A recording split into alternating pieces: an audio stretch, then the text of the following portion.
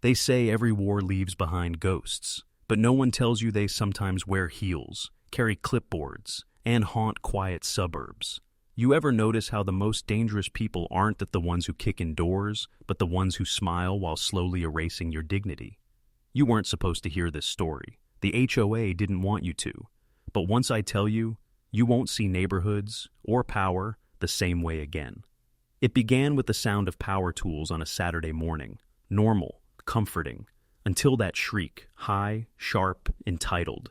The kind of voice that makes men who've seen war feel cornered. Patricia Drummond, HOA president, queen of bylaws. She marched onto my lawn like it was a battlefield, clipboard drawn like a weapon. "This is a violation," she snapped. "This ramp is an unauthorized structure. It ruins the visual harmony." She didn't ask why I was building it. She didn't care. She only saw an enemy. Change, compassion, anything outside her iron grip on conformity. But this wasn't just a ramp. This was my battlefield too. I didn't build that ramp for convenience. I built it because my son, my bee, was coming home from Walter Reed with a Purple Heart and no legs. He didn't lose them to poor choices. He lost them to an IED in Kandahar, a choice he made to protect people like her, people who would never lift a finger to protect themselves. But Patricia didn't see sacrifice. She saw a blemish on her kingdom. She threatened fines, 500 a day, legal action, forced removal. I looked at her and saw something deeper than pettiness. I saw fear. Fear of losing control, fear of the kind of man who doesn't flinch when threatened. She tried to break me with rules, but she didn't know what I had already lived through, and neither did you, not yet. If you're still here, it means you're one of us, the ones who see through the illusion, the ones who know that the real war doesn't end overseas, it just changes uniform. Now follow me deeper, because this story isn't about a ramp, it's about power, control, and what happens when men finally rise up to reclaim what's theirs. This is forbidden ground now. You've crossed the line. Are you ready to go further? You ever hear the phrase, "She mistook your silence for weakness"? That was Patricia's first mistake. She thought I was alone, just one man with some lumber and a drill, but she didn't see the letters from Walter Reed. She didn't read the discharge papers, stained with quiet pain. She never sat in a hospital room and held her son's hand while he relearned how to live without legs. And she never saw the fire in his eyes when he said, "Don't carry me inside, Dad. I want to roll through that front door myself." So I built. Every nail I drove into that ramp felt like armor being forged. Every board was a promise. You will enter this house like a man. And Patricia? She reacted like I'd built a guillotine on my lawn. She launched a campaign, violation notices, HOA emergency meetings, threats from her husband, an attorney so slippery he'd been disbarred twice. She plastered our neighborhood Facebook group with photos of my ramp, angled to make it look grotesque. Visual pollution, she called it. A slippery slope toward property decay. But here's the thing about tyrants. They never count on the quiet ones. The silent men watching from behind hedges. The mothers who've buried sons. The veterans who've spent their lives folding flags and saluting caskets. Patricia didn't know it yet, but she'd just declared war on a different kind of army. The day before Kyle came home, my lawn was lined with American flags. My neighbor Eddie, Vietnam, 69, stood tying yellow ribbons like it was sacred ritual. He looked me in the eyes and said, "She picked the wrong hill to die on." And then, there it was again, that cursed sound. Click, clack, click, clack. Her heels struck my driveway like gunfire. This time she held a manila envelope like a death sentence. "Mr. Sullivan," she spat, "cease and desist. 72 hours or this ramp comes down." You ever watch someone choke on their own arrogance? That's what happened when the van pulled in and Kyle wheeled himself out, dress uniform, bronze star, Purple Heart gleaming in the sun. He didn't ask for pity. He didn't even look at her.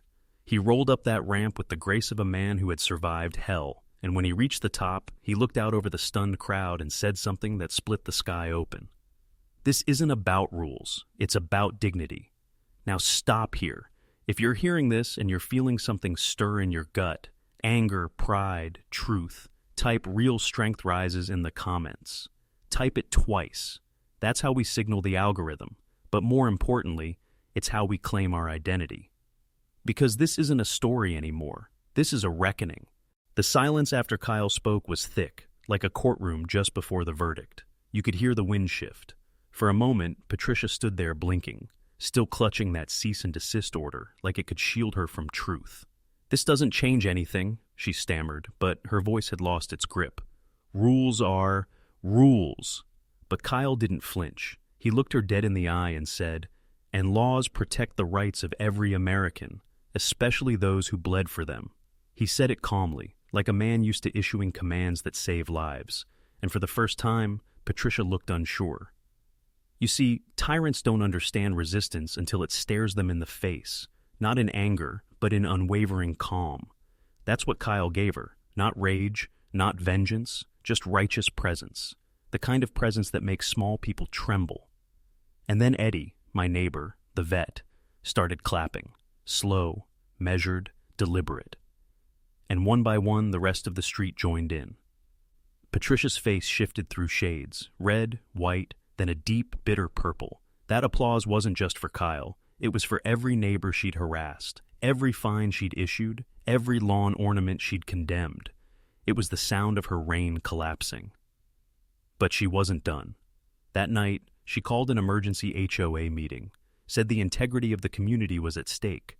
What she didn't realize was that she was now the emergency. The room was packed, not the usual 5 people. No, this was standing room only. Faces I hadn't seen in years, all drawn by the same thing, the need to reclaim their voice. Because somewhere along the way, this quiet neighborhood had forgotten what it meant to stand together. Patricia opened with her usual spiel. Aesthetic standards, long-standing regulations, dangerous precedents. But no one nodded. No one looked afraid. And then Margaret Chen, quiet, gent.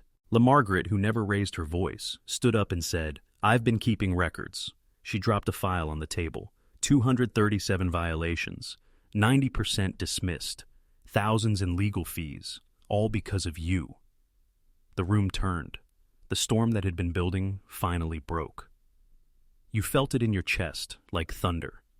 What happens when power turns predatory? When authority forgets it serves the people? The answer is revolution. And Patricia had just triggered one. That night didn't feel like an HOA meeting. It felt like a tribunal. Patricia stood there, clinging to her clipboard like a lifeline, while her paper empire crumbled around her. For years she ruled through fear. Fear of fines, fear of shame, fear of being singled out. But fear only works until people realize they're not alone. That's when it flips, and the tyrant becomes the hunted. Robert Davidson, board member, usually silent, finally stood up. His voice was steady but sharp, like a scalpel. "This isn't about lawn codes. This is about control, and we've let you weaponize our bylaws for far too long." The motion to remove Patricia as HOA president wasn't just seconded. It was roared through the room, unanimous. She was done. But we didn't stop there. The crowd voted again, this time to amend the HOA bylaws. Any structure built for ADA accessibility would no longer require prior approval. That ramp? It wasn't a violation anymore. It was a protected right. Patricia tried to protest. "You can't just, this is chaos." But chaos, we realized, was what she'd been feeding on. The chaos of isolation, the chaos of silence. She was never preserving order. She was monopolizing it. The final blow came when Margaret presented the list of everyone she'd harmed. Fines for a holiday wreath, threats over a child's basketball hoop, intimidation over a birthday party banner. One after another, neighbors stood and shared how they'd been bullied. You could see the realization wash over them like a cold awakening. It was never about the rules. It was about obedience. Robert made one last motion to review and refund all unjust fines Patricia had issued over the past year. The vote passed instantly. That's when Patricia cracked. "You people are fools," she shrieked. "Without rules, you have nothing. You'll burn this place to the ground." But no one flinched, because something else had albata. Ken root in that room. Clarity. We weren't burning our community down. We were purging the rot. That night, Patricia left with her clipboard and no allies. Her power evaporated in front of her. She thought rules made her untouchable, but in the end, she forgot the oldest rule of all. When the people stand together, no tyrant survives. Justice doesn't always come wearing robes and a gavel. Sometimes it shows up in a city code inspector's uniform, carrying a clipboard of their own. 3 days after Patricia lost everything, her perfect lawn sat strangely quiet. No more inspection marches, no more barking in Facebook forums. Just silence, and then a knock at her door.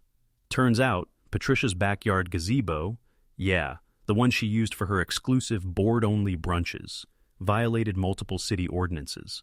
Unpermitted, too close to the property line, improper drainage. Irony? No. Just karma, wearing steel-toe boots. Fines, $8,000, and just like that, the Queen of Fines had become their greatest recipient. A week later, her husband, remember him? The legal expert, was seen loading boxes into a moving truck. Disbarred twice. A professional predator who finally ran out of prey. But this story was never really about Patricia. She was just the shadow cast by a larger truth. This story was about a community that remembered its soul. The ramp, it didn't just stay, it grew in meaning. On Veterans Day, it bloomed with flags. On Christmas, kids chalked "Thank you, Kyle" across the walkway. What Patricia called an eyesore became a symbol of unity, of sacrifice, of dignity earned in blood. Kyle, with his quiet strength and military poise, became more than a wounded vet. He became the mirror this neighborhood needed, a reminder that rules are supposed to serve people, not strangle them. He enrolled in college, civil engineering, said he wanted to design accessible spaces, so no man has to feel trapped in his own home again. That's who Kyle is. But let's not romanticize this. What happened here was real war, a psychological one, and most men, good men, lose it every day. They're told to obey, to stay quiet, to accept the slow erosion of autonomy in exchange for peace. But peace without dignity is slavery. I with prettier packaging. You watching this, yes, you weren't meant to hear this story because it's dangerous. It wakes you up, makes you question who holds the leash and why. So, let me ask you something. Who's the Patricia in your life? What clipboard is threatening your soul? Because every man reaches a moment when silence costs more than defiance. This neighborhood reached that moment and won. Will you? Here's the truth they won't tell you, brother. The most dangerous tyrants don't storm your gates. They walk through your front door with a smile and a set of rules. Rules that sound reasonable. Rules wrapped in order, standards, safety. But over time, they stop protecting you and start controlling you. That's what Patricia was. A symptom of something older, deeper. A system that conditions you to stay small, stay quiet, follow protocol even when it breaks your back. And when you resist, even slightly, they call you disruptive, difficult, dangerous. But here's the paradox. Dangerous is exactly what you must become. Not reckless, not violent, unbreakable. You see, this wasn't just a neighborhood victory. This was a spiritual correction. A community remembered its spine. Fathers, veterans, mothers, and sons remembered that compliance without context is cowardice. And when one man stood up, not to shout, but to build with purpose, their apathy collapsed under the weight of truth. And that ramp? It still stands, not just as wood and bolts, but as symbol, a defiance of sterile power, a monument to earned sacrifice, a middle finger to every clipboard that ever tried to shrink a warrior into a rule. People started showing up, not to gawk, but to learn, to ask questions, to shake hands with Kyle.